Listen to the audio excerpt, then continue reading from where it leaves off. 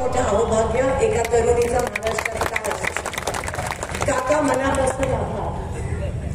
83 वर्षाचे हा संघर्ष योद्धा आज त्या लेकीसाठी बारामतीत आणि ह्या लेकीसाठी सोलापुरात आणि अनेक तमाम तरुणांसाठी महाराष्ट्रामध्ये उभा महाराष्ट्र पिंजून काढलेला हा जाणता राजा.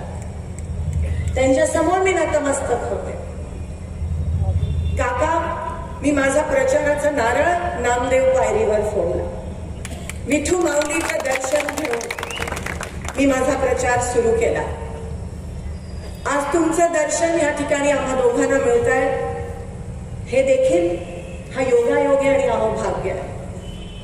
या व्यासपीठावर बोलताना, पवार साहेबांच्या समोर बोलताना धुकधुक आहे, हिंमत होत नाही, मी कधी बोलत नाही. पण उमेदवार म्हणून आज तुमच्या समोर मी 2 मिनिटं काही भावना व्यक्त करते. ही लोकसभा लढायची उमेदवारी जेव्हा मला मिळाली तेव्हा मी मनापासून आपल्या सगळ्यांचे आभार मानले. मला माहिती होतं की समोर संघर्ष करायचा, पण मी आज 500 गावं फिरली. मंगळवेढा, पंढरपूर, मोहोळ, अक्कलकोट दक्षिण आणि गावागावातून जो प्रतिसाद मिळतोय, एक हिंमत मिळाली. तुम्ही मला हिंमत दिली अजून लढायची. शेतकरी, मायबाप शेतकऱ्यांनी हिंमत दिली. काका, बऱ्याच गावांमधून आता असा प्रतिसाद आला. शेतकरी मायबाप म्हणाले की आम्ही ठरवलंय, आमचं ठरलंय, 3 महिना आधी ठरलंय की भाजपच्या विरोधात मतदान केलं पाहिजे. कारण त्या 10 वर्षात जर सर्वात जास्त त्रास कोणाला झाला असेल तर माझ्या शेतकरी मायबापला त्रास झाला. गावोगावी पाणी नाहीये, उजनीचं नियोजन नाहीये, पिकाला भाव नाहीये, अजून पीक विम्याचं वितरण झालं नाहीये, दुधाला दर नाहीये, कांदा निर्यात बंद. आजच मी बातमी वाचली की गुजरातचा कांदा बाहेरगावी जातोय, पण महाराष्ट्रामध्ये कांदा निर्यात बंद आहे. का आमच्या महाराष्ट्रावर अन्याय झाला? पाणी नाहीये आणि वर जीएसटीचं राक्षस तुमच्या उरावर येऊन बसलंय. 10 वर्ष हा त्रास सहन करताय का? एका 15 लाखाच्या आमिषामुळे. अजून वाट बघतोय. आज 10 वर्ष लागली आपल्याला कळायला की ते खोटं होतं, ते 15 लाखाचं आमिष. पण 10 वर्ष वाया गेली ना सोलापूरची. अहो, जेव्हा 10वी एक नापास होतो, 10वीत एक मुलगा नापास होतो, तेव्हा घरात दुखावता असतो. आई वडील म्हणतात, बाप रे, ह्याचं 1 वर्ष वाया गेलं. पण 10वीच्या परीक्षेला परत तर बसू शकतो. 10 वर्ष आपण मागे गेलोय सोलापूर. त्याचं काय? हा पाप कोणाचा आहे? भारतीय जनता पक्षाने 2-2 खासदार निवडले, कोऱ्या पाट्या, अनुभव नाही, काम नाही, तरी तुम्ही किती मोठे मनाचे की तुम्ही त्यांना निवडून आणलं. पण दोघांनी खासदारकी वाया घालवली. लोकसभेत एकदा पण बोलले नाहीत.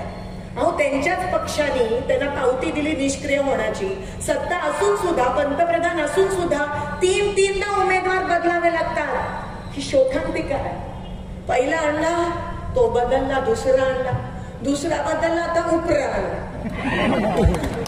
म्हणजे तुमच्या मताची काही किंमत राहिली नाहीये बीजेपीला. अजून किती अपमान सहन करणार तुम्ही? किती अपमान सहन करणार? तुमच्या बरोबर खेळी खेळली जाते.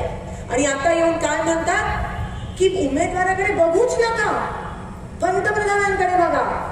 पण दोघांनी काय एवढे मोठे दिवे लावले? मला या गोष्टीचा खंत वाटतो आणि मी बोलून दाखवते. पंतप्रधानांचं परवाचं भाषण तुम्ही ऐकलं असाल. उमेदवार असू देत, त्यांचे मुख्यमंत्री असू देत, उपमुख्यमंत्री असू देत, पंतप्रधान असू देत, कामाबद्दल बोलत नाहीयेत, मुद्द्यावर बोलत नाहीयेत, मुद्द्यावर येत नाहीयेत. मागच्या 10 वर्षात सोलापूरला काय केलं बोलत नाहीयेत. फक्त धर्म, जात पातची कीड भारतीय जनता पक्षाने आपल्या देशाला लावली, आपल्या लोकशाहीला दृष्ट लावली, कीड लावली या लोकांनी. पंतप्रधान हा देशाला सांभाळणारा पंतप्रधान असायला पाहिजे. तो कोणत्या पक्षाचा नसतो, तो सगळ्यांचा असतो. सगळ्यांना देश एकत्र ठेवण्याचं काम पंतप्रधानांचं असतं. पण परवा काय केलं? इतकं खालच्या पातळीचं भाषण, समाजामध्ये, धर्मामध्ये तेढ निर्माण केला पंतप्रधानांनी. ह्याचा निषेध करते मी या व्यासपीठावर.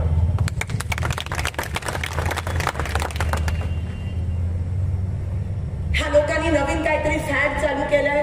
ठीक आहे, आम्ही स्वागत करतो, मंदिर बांधलं, पण रामाच्या नावावर, देव धर्माच्या नावावर तुम्ही मतदान मागता. तुम्ही देवाचा वापर मतदानासाठी करता.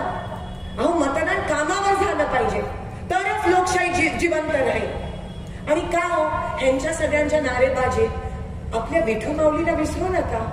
कधीतरी विठू माऊलीचा जय जयकार करा, कधीतरी त्या विठू माऊली बरोबर सेल्फी घ्या.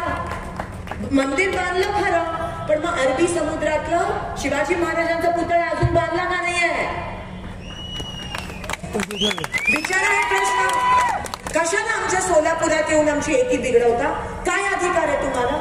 या पोलिसांना विचारा. कधी भेदभाव करत नाही. पोलिसांमध्ये सगळ्या धर्माच्या जातीचे लोक असतात, सगळे असतात. ते कधी भेदभाव करत नाही, पण त्यांचं वाईट वाटतं. जे राज्यकर्ते बिघडवतात ना ते सांभाळत असतात. त्यांना मी सलाम करते. कधीच आपल्या देशामध्ये भेद धर्मावर जातीवर मतदान झालं नाहीये, कधीच झालं नव्हतं. तुम्ही सगळे सर्वधर्म समभाव आणि कामाला मतदान करणारी लोक आहात आणि म्हणून आज आपलं देश एवढं पुढे गेलाय. पण ह्या भाजपनी पाप करून आज आपला देश मागे घेण्याचा प्रयत्न करतायत. हा महाराष्ट्र हा जिजाऊचा महाराष्ट्र आहे, अहिल्याबाईंचा महाराष्ट्र आहे, हा रमाईंचा महाराष्ट्र आहे, जिजाऊचा महाराष्ट्र आहे, सावित्रीबाईंचा महाराष्ट्र आहे. आम्ही मगाशी जानकर साहेब म्हणाले मी महिला आहे तरी लढत नाहीये, मी महिला आहे म्हणून लढते. आम्हाला अभिमान आहे या सगळ्या गोष्टींचा. त्यांनी जो संघर्ष केला तो आम्ही व्यर्थ नाही जाऊ देणार. आणि